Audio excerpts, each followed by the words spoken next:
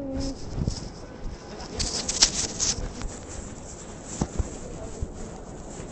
good job. Sorry. Oh. Hi, sorry. Hi. I'm trying to get this microphone. It's all tangled in my scarf. Hey, Scott, how are you? Long time no see. I had tied my microphone into my scarf. But here we are, we're heading uptown. Hey, Pierre. How are you? I'm good. Cold. Yeah, they are too. It's cold, it's windy. Compared to what it was this afternoon, nobody's dressed warm enough. How are you doing? Still trying to button this coat. Okay, there we go. Now I can take it with this hand. Hey, Kreb. How are you? Oh, good. Look at that pointy thing on top of that building up there. That's up 42nd Street. No, I didn't. I'm sorry to say it's never been one of the things I'm really thrilled about. I'm good. Hey, XQ. How are you guys doing?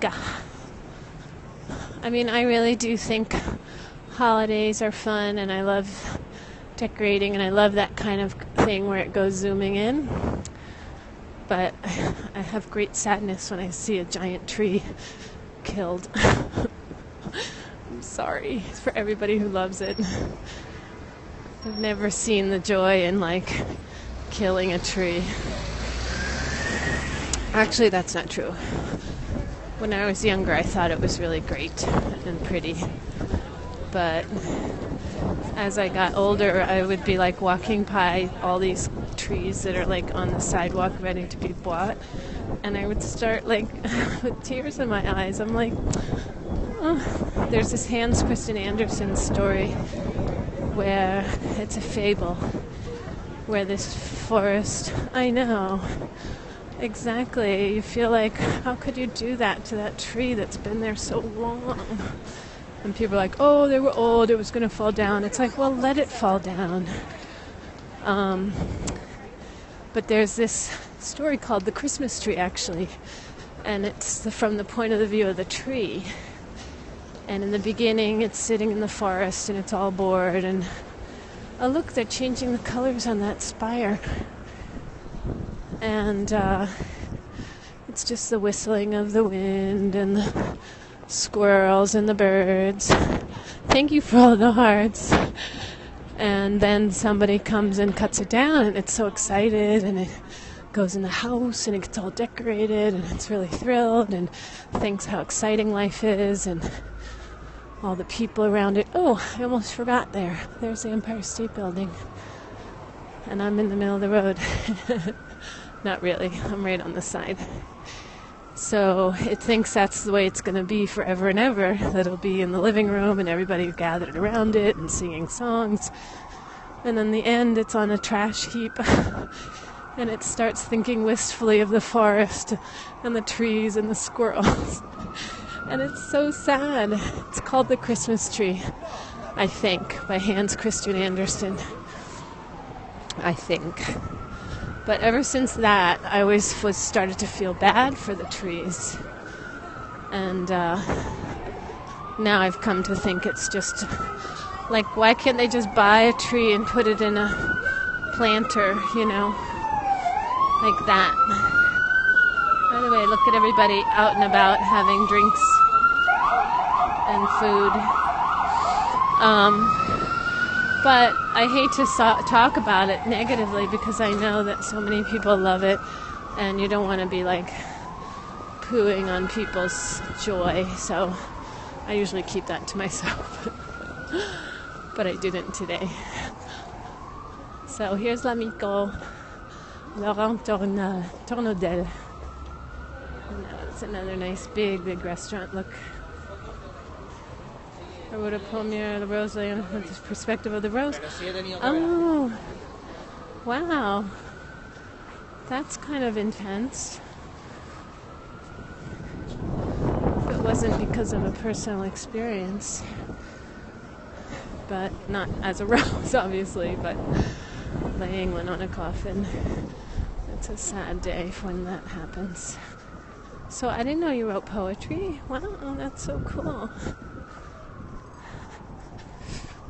I used to a lot, and then I started writing novels, so the poetry got left to the wayside. There's only so much time in every day, right? Look at all those bright lights. It was so rainy the last couple of days, and it was so pretty because all the lights were reflected in the rain on the sidewalk. So my rainy day scopes of the past couple of days are kind of pretty, I think, because everything's shiny.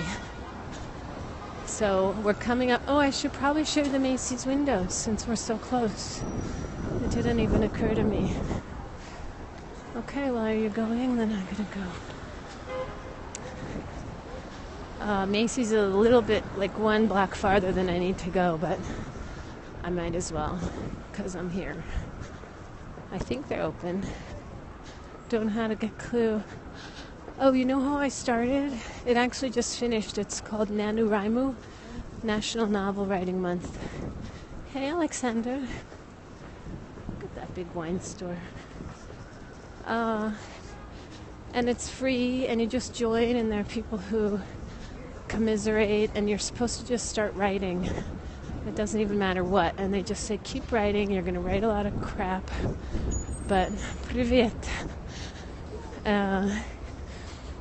But don't worry, because December is for editing, and what happens is the story starts to emerge. Like, I thought I was going to write a story about ghosts, and I totally didn't write a story about ghosts. But that's what I thought I was going to write to start with. So the first year I only got to like 6,000 words. Oh, because the point is they give you a free graph and you upload your word count for the day. And you try, if you write 1,500 words a day, after the month of November you have a 50,000 word novel. And 1,500 words is not even that much to write. So it's kind of interesting if you decide to spend 1 whole month. Look it up. It's NaNoWriMo, National Novel Writing Month. And it's actually now global. There's people all over the world doing it. And they schedule write-ins so you can go meet people. No, it started here in the States. And it's, like I said, it's gone global. And it's just really fun because you have support and, you know, an opening party and a closing party and then write-ins throughout the month if you want to go. And you sort of write, but you more like talk to other people. And you can do it yourself. You just don't have the graph, which is actually very encouraging because you're like, oh, I only need 200 more words. That's only a paragraph. It was fun, yeah. Chestnuts roasting on an open fire. So this isn't the windows that I'm going to show you. This is Macy's windows are up here. Hey, Coben. So here's Macy's, which is this gigantic block-long store. Maybe not a whole block long, but it's pretty long. I can't really shop in Macy's because it's too much stuff for me to deal with. Too many things. You see how I like to walk? I'll be like on the 3rd floor and I'll be like, oh, I have to get out. So let's see what they did this year for their windows. Our big night is coming up. First my nose and now my The Macy's windows and the Saks Fifth Avenue windows are all always very celebrated. Alright.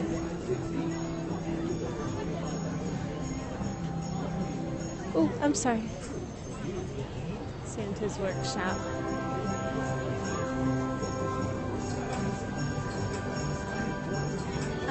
Santa, he's checking his list. Yeah, this is just the first one. The list.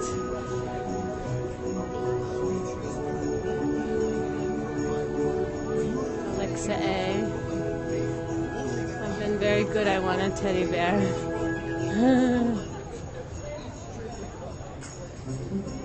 Alright, let's see the next one. Paris. Nice alert.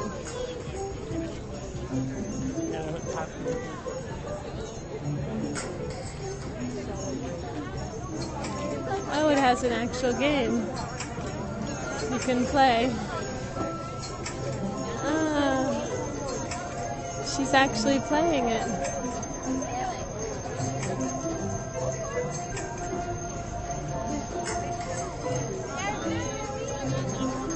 Yeah, this is once a year. You should see the Saks windows too. Here they have a pinball machine. I'll have to come at like 2 in the morning to do this. And every year they're different. So people like come to see what the windows are. Okay, let's see the next one. Oh, wow.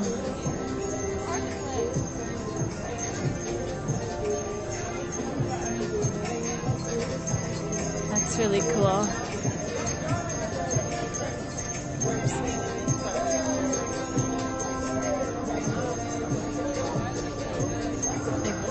It's like a tree.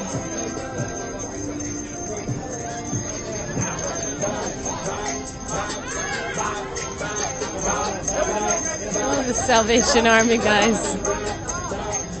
I know, right? The Salvation Army guys are like dancing.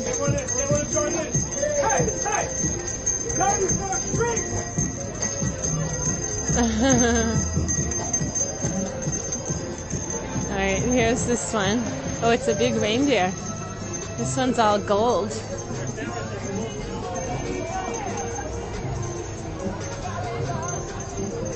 They don't?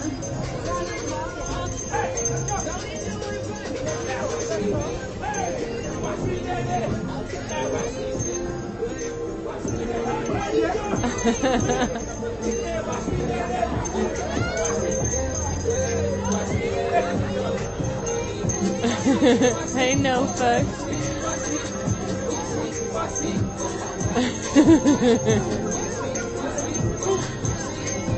I would go dance, but I'm scoping.